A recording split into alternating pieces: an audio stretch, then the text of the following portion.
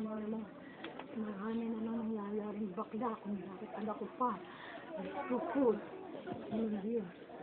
Ano bang kasalanan ng anak ko? Ano Panginoon tuloy mo po sa akin? Marami na nagbabayad sa akin pag inaapi ako. Panginoon!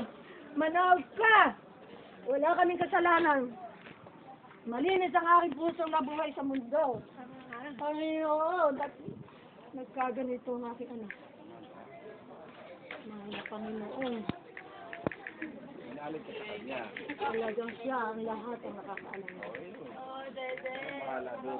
Yan ang bahala doon. Yan ang nakakaalam niya. Lahat ang bagay pinusunod ko sa anak ko. Pero sino ang gumawa ng kasalanan? Hindi ko kapya lang. Hindi Diyos, tao. Tao ang may gawa, hindi Diyos.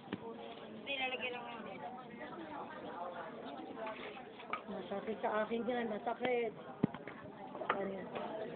Masakit sa akin. Ipalong tunin, huwag na lang sugatan ng anak ko. Para na nila ako sinugatan, para nila ako sinagasaan ito.